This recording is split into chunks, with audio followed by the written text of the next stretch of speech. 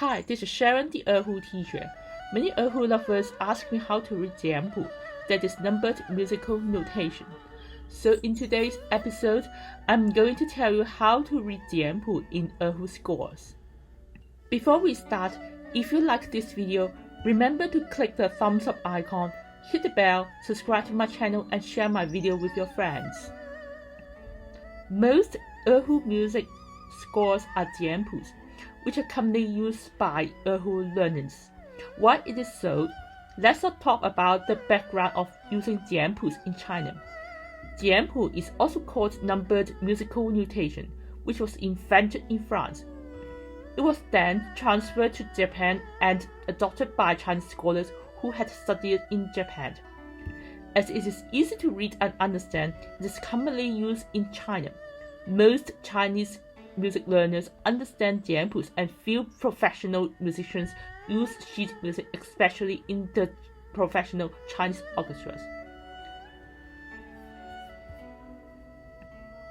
The development of Erhu is referenced from the techniques of filing, so you can see many musical symbols having a similar meaning to those of violin.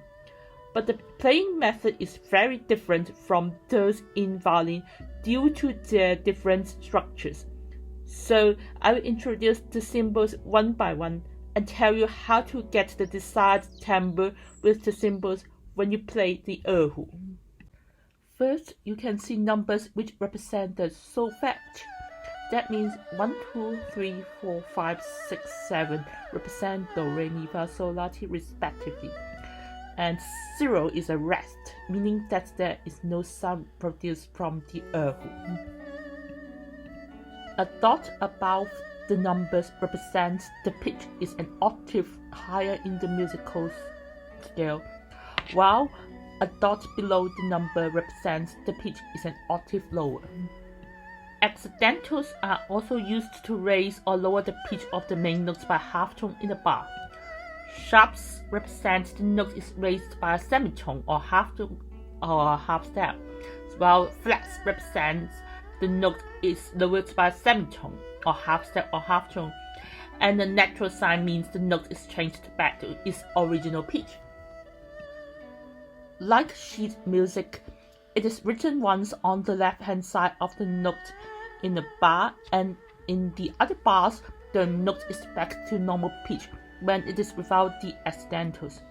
So in the same bar, when the note is with an accidental beside it, the notes with the same solfege are with the same pitch.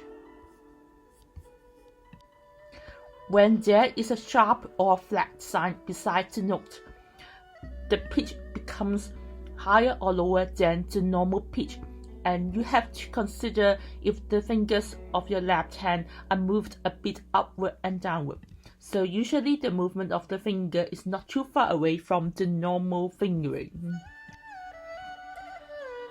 Then you should notice that there are bars, measures in the music score which is similar to sheet music.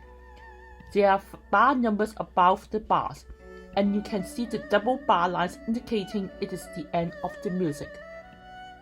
Also, there is a closed repeat, which tells you that you have to find the opened repeat sign before this repeat sign, and you play the music again from this repeat till the end. So when you cannot find one open repeat, you have to play the music from the beginning to the end. Sometimes you may find the first ending and the second ending in the music scores. So when you play the music from the start, you will first play the first ending until you see the closed repeat sign and go back and find the open repeat sign like what I have mentioned in the previous sign. Once you play from the repeat, you go to play the second ending instead of the first ending until you see the double bar lines which indicate the end of music. Next, we talk about the key signature. You can see two types of representation of the key signature. One is this form, meaning that the key signature is D and the Do is D4. The other representation is this one, meaning that in the open strings, the inner string is Do and the other string is Sol, so the key signature is D. So let's take another example. If the key signature is G, so we set the D4 in the inner string and the A4 in the outer string, the most common tuning in Erhu. So the G4 becomes Do, and D4 is a lower pitch to G4, so you can count it downward. So you can see the D4 becomes Sol, and A4 becomes Re when you count upward. You can also notice that there are fractions on top left-hand side of the Jianpu. They are time signatures, but you cannot regard it as a fraction for calculation. It's just a representation method. It represents the number of notes in one bar. For example, in 2/4, 3/4, and 4/4. 4 means the music score contains mainly the crotchets or the quarter notes, and there are 2, 3, 4 of them in the bar respectively. So you can see the first represents 2 quarter notes in the first picture, 3 quarter notes in the second picture, and 4 quarter notes in the third picture. Sometimes you may see the duration of the music note is 8, and 3 means there are 3 eighth note quavers in the bar. After understanding the notes inside, we need to know how to play the music in a particular speed to make it sound beautiful. How do we identify the speed of the music? You can see this representation on the top left corner of the Jianpu. It represents the tempo. So the tempo usually displays a note that is a crotchet as a unit with 50 beats in a minute. So 50 represents 50 beats per minute, which you can set it in the metronome, and you have to set the time signature as well to get the accurate beat sound rhythm. Sometimes different tempo is indicated with this method in different parts of the music score, and some composers may use Chinese words to tell the player to get back to the original tempo in the beginning. For example, this one, 五元速. In this case, you have to ask your Erhu teacher about this meaning. I usually translate the Chinese words in the music score for the students to understand their meaning. So once you set the metronome to check if you are playing on beats during the practice, you have to set the strong beat and the weak beat to indicate the duration in the bar. That means a strong beat sound is set at the first beat as a strong speed, while the weak beat sound is set as the weak beat at the remaining beats. Sometimes you can see the third beat as the secondary strong beat sound in 4/4 time for easy identification of being on beat during the practice. The reason for setting up the strong beats and weak beats is that it's the nature of the strength of beats in the time signatures. With speed, we also need to make the music vivid to hear, so rhythm is the choice. You can see semi-brief, the whole note, medium, the half note, crotchet, quarter note, quaver, eighth note, semi-quaver, 16th note, and demi-semi-quaver, 32nd note. If the quarter note crotchet is written in the lower part of the time signature, it means 1/4 note is set as 1 beat.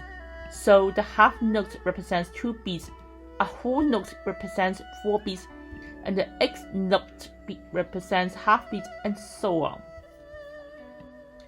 When an eighth note is set in the lower part of the time signature, it means 1/8 note is set as 1 beat, so a quarter note is set as 2 beats, a 16th note is set as half beat, a half note is set as 4 beats, and whole note is set as 8 beats. In many music scores, there are also dotted notes in the Jianpu. Similar to those in music sheets, the dot beside the main note means the number of beats in the main beat is increased by half of the number of the beats in the main beat.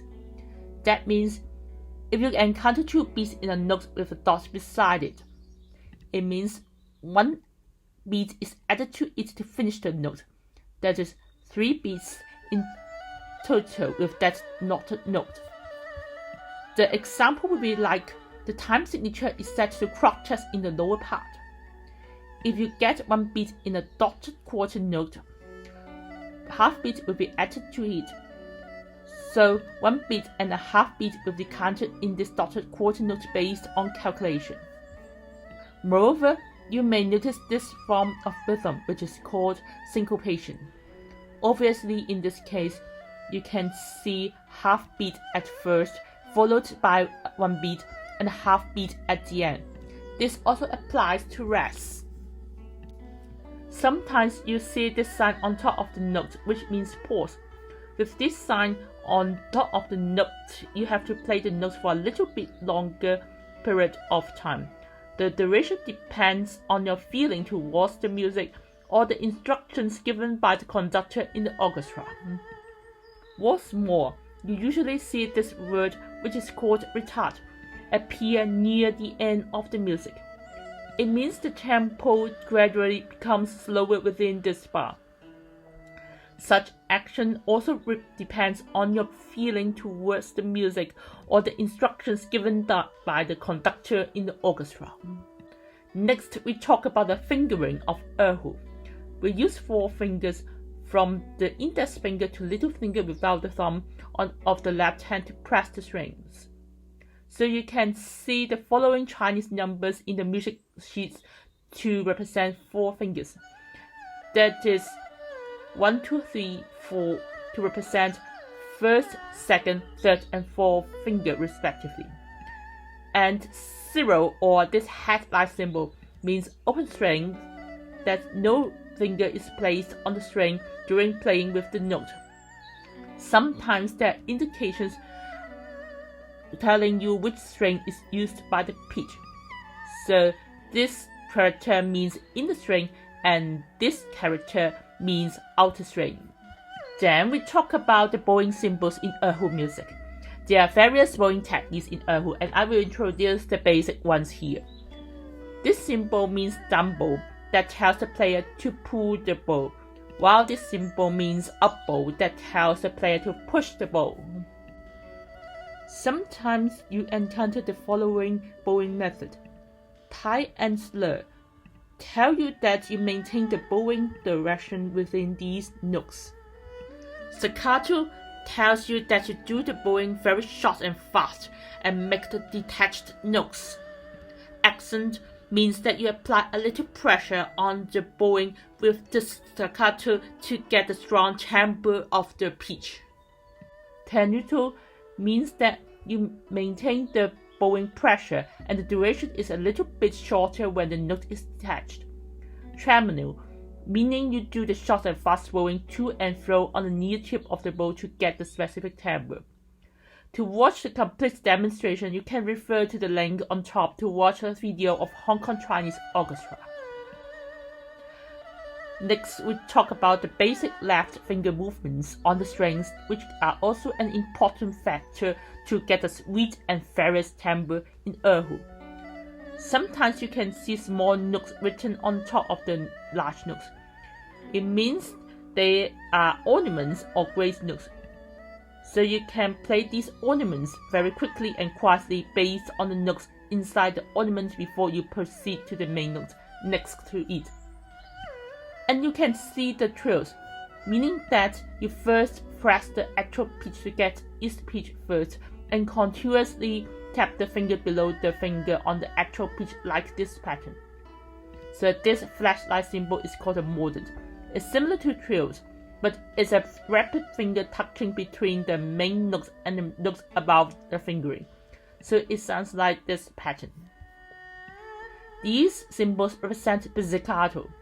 The first one tells us to use the left finger, and the second one tells us to use the right finger. So to pluck the string and get the pitch based on the requirements of the music composition. Moreover, you may hear some sliding sounds produced by the left finger movements in some erhu music. They are portmanteaus that are used to produce the variations of the timbre in the erhu music. So this symbol is called downward slide, which represents the finger moves from the high pitch to low pitch on the string according to the notes indicated in the bar, while the symbol, which is down upward slide, represents the finger moves from the low pitch to high pitch on the string according to the notes indicated in the bar. Sometimes the sliding symbol is indicated on the top left corner of the main note without any note beside, so you have to figure out the finger movement and the pitch according to the music requirement. Also, you may find this symbol, which is called portmanteau with fingers in close position. The movement of the finger is the same as the common symbol that is mentioned previously, but you have to use 2 or 3 fingers to finish this action. Furthermore, there is a symbol called reverse sliding, which means when you play the note, you first place the finger on the main note in the beginning and immediately move the finger to the position just above the actual pitch, and finally move it back to the normal pitch. Sometimes you can see this symbol, which is a natural harmonic, meaning that you only need to lightly touch the string with your left finger to get the hollow timbre of this pitch. To watch the complete demonstration, you can refer to the link on top to watch a video of Hong Kong Chinese Orchestra. Then we talk about dynamics which are used to make the music expressify the variations of the loudness of the music between the bars according to the music requirement and the feeling and understanding of the performance towards the music. Like sheet music, we use fortissimo, forte, mezzo forte, mezzo piano, piano, and pianissimo to represent very loud, medium soft, soft, and very soft respectively. Moreover, there are the crescendos and crescendos in Jianpu, meaning increasingly softer and increasingly louder respectively. Usually the bowing speed will gradually decrease and increase respectively according to the position of these symbols below the notes. For the music expression, we usually use Chinese words to indicate the mood of the music. So if you don't understand Chinese, you have to ask your erhu teacher its meaning. During my lessons, I usually provide English translations to my students. So last but not least, we do not indicate rolling vibratos in Jianpu. You have to figure out when to use it according to your feelings towards the music. After introducing the Jianpu, let's see if you can understand Jianpu. I found out that Eason Music Company in Singapore has a webpage where you can download the erhu music score freely, and some have video demonstrations. You can refer to the link below to see the traditional erhu music pieces and try to understand and play with them. It's a large topic, isn't it? If you want to understand a particular topic, you can click the time intervals in the description area to watch your desired topic under this video, or you can ask me questions under this video if you don't understand. If you like this video, remember to click the thumbs up icon, hit the bell, subscribe to my channel, and share my video with your friends. Thanks for watching.